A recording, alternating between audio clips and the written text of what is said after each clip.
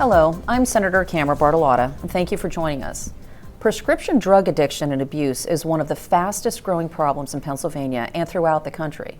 The Pennsylvania State Coroners Association reported that nearly 2,500 individuals died from drug-related causes in 2014, a 20% increase from 2013. And as data for 2015 has indicated, the numbers of deaths continue to rise. In recent months, my senatorial district, Washington County, was featured in the Washington Post, which highlighted the heroin epidemic's toll. One county, 70 minutes, 8 overdoses. Sadly, the heroin epidemic has no end in sight. That's why it is so important that we join together to fight back against this dangerous epidemic. With me in the studio to talk about the Commonwealth's heroin problem and legislative efforts underway is Senator Gene Yaw, Chairman of the Board of Directors for the Center for Rural Pennsylvania, and Secretary Gary Tennis of the Pennsylvania Department of Drug and Alcohol. Welcome. Thank you for being here. So, can you explain to me what the report was that came from that very lengthy study and hours of testimony that came from your committee? Well, maybe I ought to go back a little bit and explain how we got involved in it. The Center for Rural Pennsylvania is a bicameral, bipartisan legislative agency, and our mission is to study issues that relate to rural Pennsylvania. And the irony of it, the way it came about, is that another senator approached me on the floor of the Senate one day and said, "Can't you use the Center for Rural Pennsylvania to raise the awareness of the heroin problem in rural Pennsylvania?" was the initial inquiry. We talked about that, and I talked to the board of directors, and we said, yeah, okay, well, maybe we'll have a hearing. Mm-hmm. Well, that one hearing turned into 4 in 2014, plus a report that was done then. Last summer we did 3 hearings, and we'll probably do another series now to try and focus on specifically on what programs that work. But our goal, as initially stated, was to raise the awareness. I tell people that if you want to know what a little bit about the heroin problem in Pennsylvania, there's about 40 hours of presentation on my website and on the Center for Rural Pennsylvania website. And it really is a primer on the nature of the problem, what people are doing in Pennsylvania to try and address it. So, I mean, that's how it came about. And I give a lot of thanks to the board of directors for the center, because they said, yeah, this is something we think is important to go ahead. Mm-hmm. What surprised you the most about the testimony? How prevalent this problem is throughout Pennsylvania. And it is not, the one thing that we've learned, and I think Secretary Tennis will confirm this, is it's all ages, all races, all socioeconomic groups, everybody. There is nobody immune. While we originally started off talking about thinking that we were going to concentrate on rural Pennsylvania, what we found out is it's all over. It's urban, it's rural. Right. Rural has its own specific problems just because we don't have the concentration of services that some of the more urban areas have. Including what? What kind of services would that be? Well, just the social services, the places to go, treatment facilities, that type of thing. They're spread out. We may have the same thing, but you may have to drive an hour and a half to get there, and that causes problems. Right. And to the point of a lot of the testimony, I mean, I was kind of familiar with some of it as well, but what was the leading trigger, let's say, for opioid addiction? Well, I think it's well known that 80% or 4 out of 5 people that end up on heroin start by abusing prescription drugs. So that is the trigger that's out there. That's one of the areas that we've worked on. I think that everybody that we've had hospital people, we've had doctors make presentations. We've tried to cover the gamut, from police officers to judges, prosecutors, everybody. And addicts themselves. And addicts. And what has and hasn't worked. Some of the most compelling testimony has come from addicts themselves. Right. So, Secretary Tennis, you had the State Department's Department of Drug and Alcohol, and previously served as a district attorney. So in your role, why do you feel that drug abuse has become such an epidemic? in Right now, Pennsylvania? well, we have been vulnerable, and we've all been around and seen several of these epidemics. We've seen it with crack cocaine, with methamphetamine. I remember well the first heroin epidemic in the early 70s. We're vulnerable to these rolling epidemics because, according to the federal government, we're funding about 10% of need for treatment.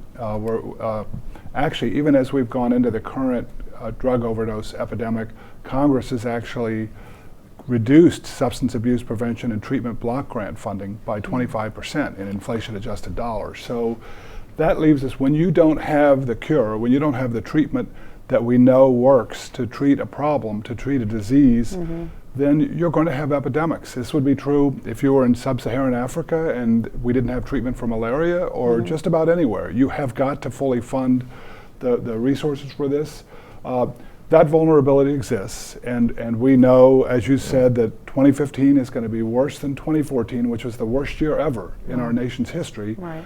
And actually 2016 looks to be worse again. I think this year we're going to lose more Americans to this disease than we lost in the entire Vietnam War. That's 12 years.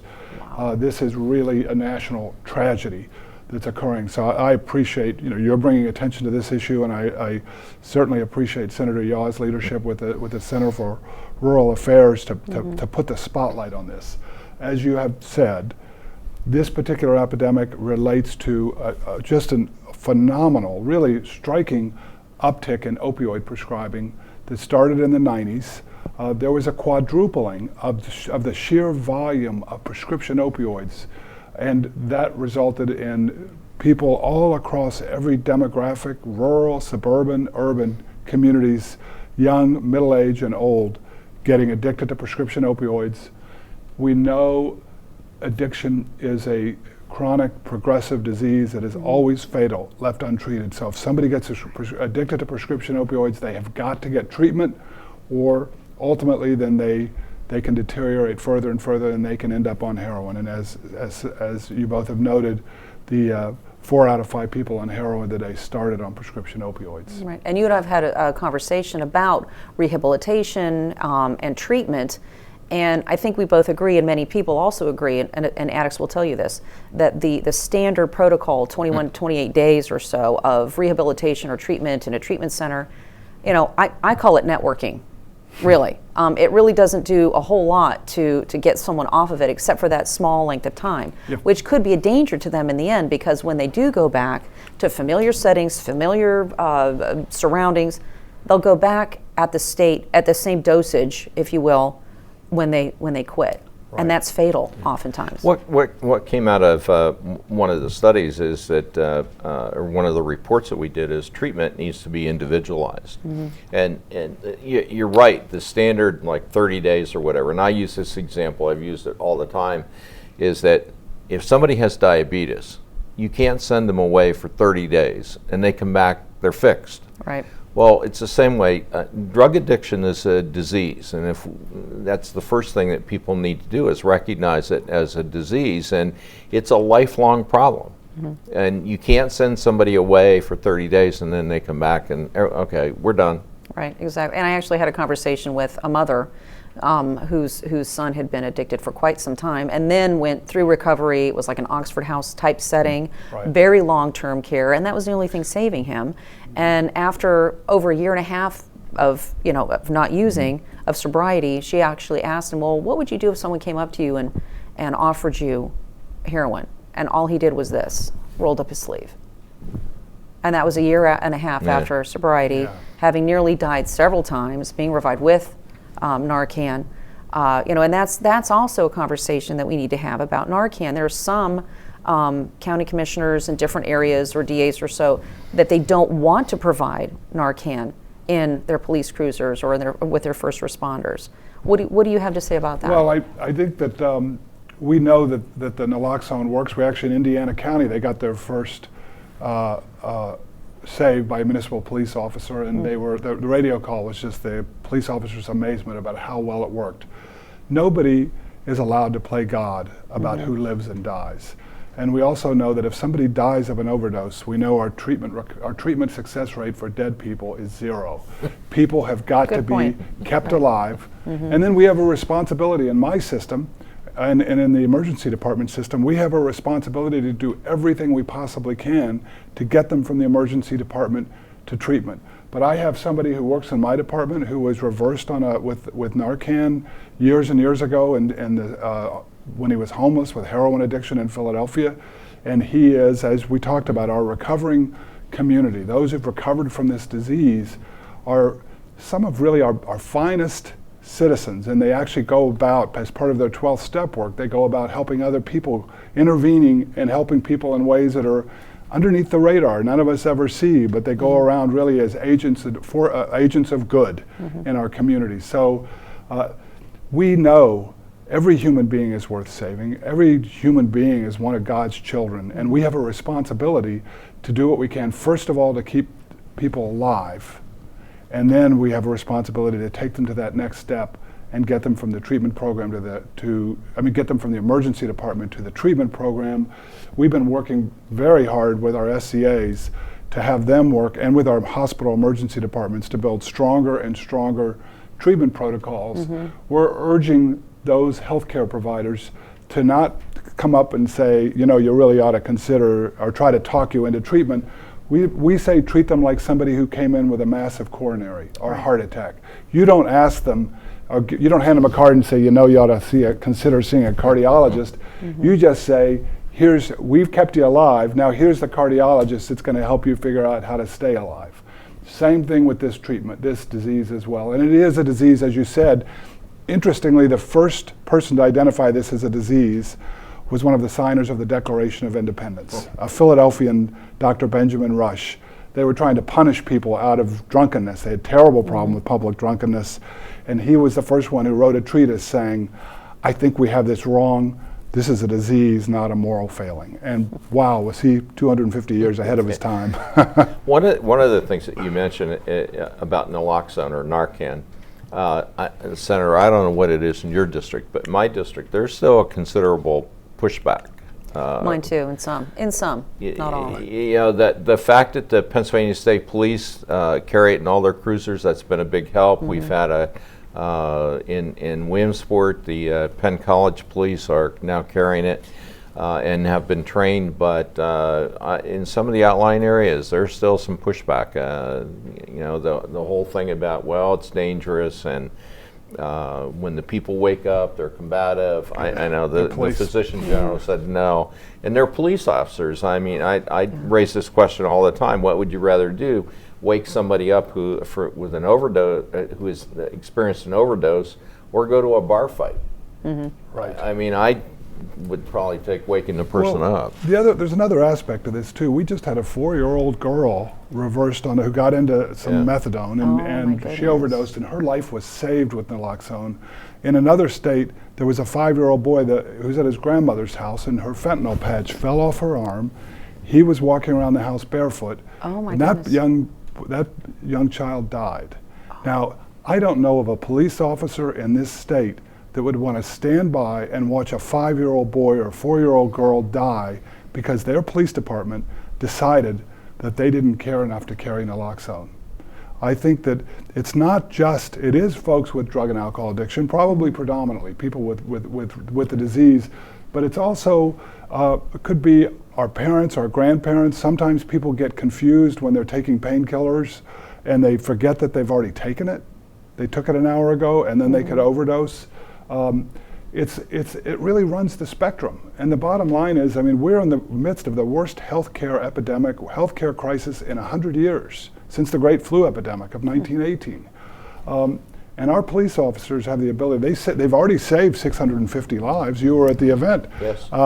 We had them lined up in the rotunda, these heroes, and those 650 lives, that's not just a number, that's 650 families. If we filled the Capitol with the loved ones of those 650 people who are alive today, we wouldn't have room for them all. Those are moms and dads and brothers and sisters who are not grieving today, who have hope instead of just a shattered heart. Yes, Secretary, you mentioned something earlier, and I think that this is what it kind of amazes me, and it's also part of the reason why we wanted to raise the awareness that depending on what reports you read, we very well could lose as many people this 1 year as we lost in the 12 years of the Vietnam War. That's right. In the Vietnam War, I mean, that was during my time, and Mine that, too. you know, people were marching in the streets, burning down buildings because they objected to it. But it's just amazing to me. We have something going on that's going to kill that many people in 1 year. And Right. I don't know. It seems like we have to keep pushing to get people to recognize it. And it affects that many families. And it affects families. Right, and I just had a legislative breakfast recently with a Community Action Southwest, and they were talking about the effect of children of addicts. You know, maybe mom or dad is in jail, or maybe mom or dad is no longer here because they overdosed. What happens to these kids? You know, we owe it to the children of these folks too. Yes. To make sure that their parents go into recovery. So let's talk a little bit about, we understand that it's a horrific epidemic. It's going to be killing, you know, so many people coming up.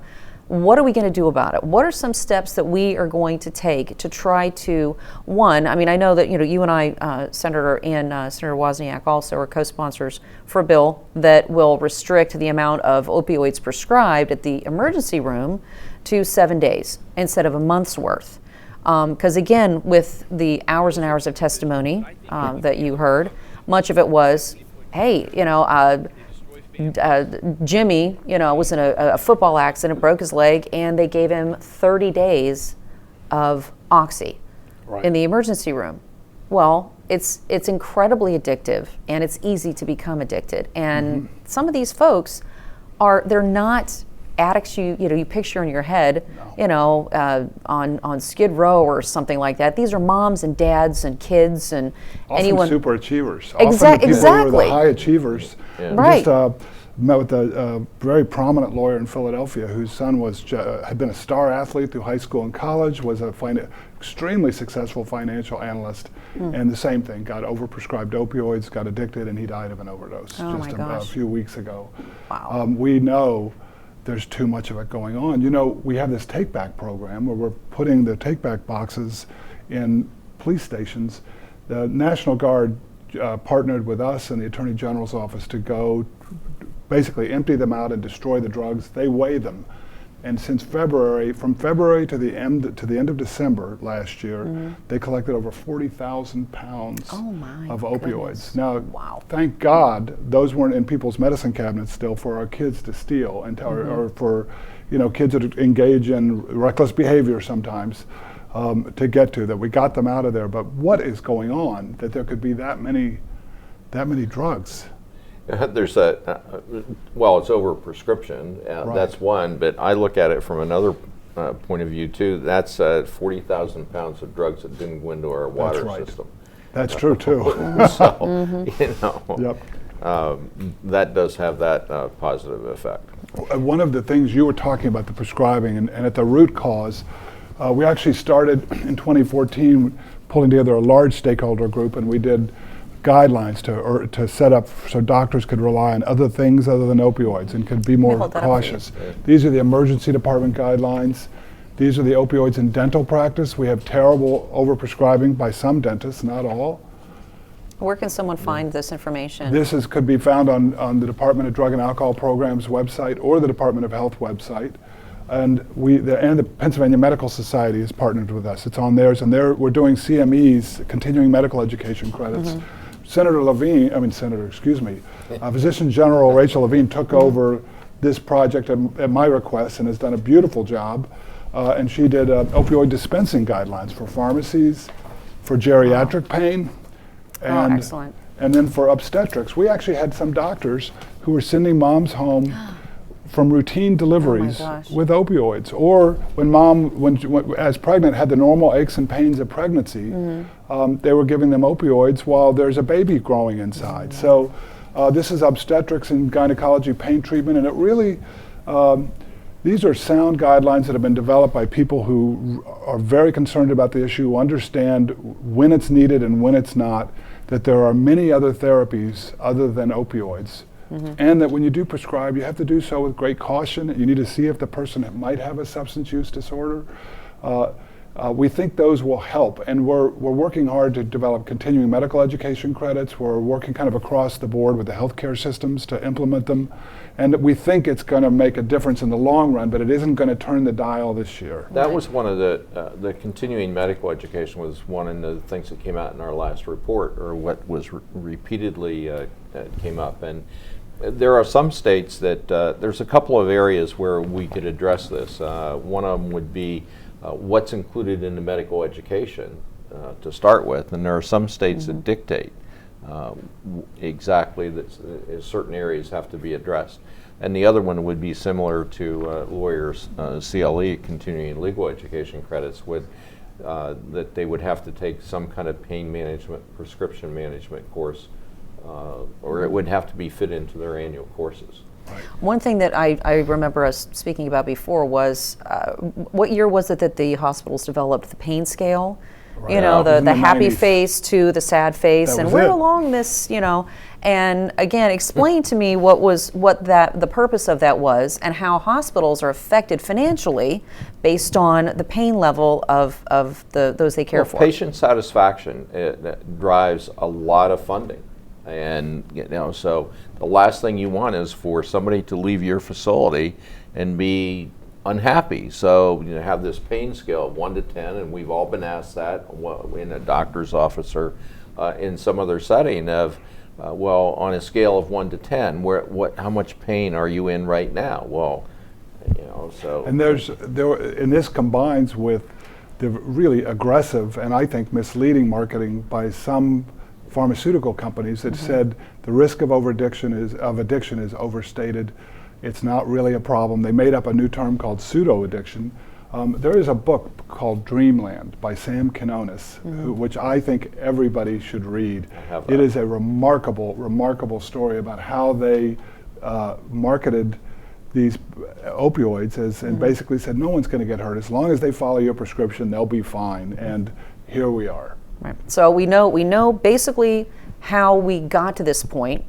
We've been talking about some legislation that can sort of help curb it, but in the last few minutes we have here, what recommendations can people take away and talk to their kids, their family members, their churches, their workplace? What is on the nearest curve here? How are we going to tackle this, and what are the plans that are afoot? Boy, that's a very large question. I guess that how do we fix it? Well, we've got plenty of ideas for how to fix it. Okay. The best way I can say it, and I'm sure the Secretary has some other, it takes a community-wide effort. Everybody has to be involved. And when I say everybody, it's everybody from law enforcement to prosecution to the social service agencies to colleges, public schools. Everybody has to buy in that this is a problem, and we all have to get together and address it. Because one thing that came out through the hearings is we cannot arrest our way out of the problem, and law enforcement alone can't handle it. Right, and it's a multifaceted solution. So you have prevention. I'm going to really simplify and say prevention and treatment. In the prevention area, what your constituents can do, what the moms and dads can do, is talk to their kids about this. There is actually on our website, and we took it from SAMHSA website, about talk to your kids about underage drinking, talk to your kids about drugs, and they give tips. They actually show the kind of inner struggle that a parent goes through when they're trying to figure out how to talk to their kids, but they to really strengthen your kids' resilience, your children's resilience, and let them know that the ultimate decider in terms of their overall well-being in their life is themselves. It's partially about warning them, but it's also about building strong, independent-minded kids on the prevention side. On the treatment side, we need more resources. We can get people, emergency departments, to refer overdose survivors to the detox, but the beds aren't there. So we have to have them. Well, I can't thank you both enough for coming here and talking about this vital problem. But that's all the time we have for today. And if you have any questions about our legislation or about any state government issues, I'd like to hear from you. The contact information is going to be displayed momentarily. I'm Senator Bartolotta, and I thank you very much for watching. Thank you both for being here. Great. Thank you. Thank you.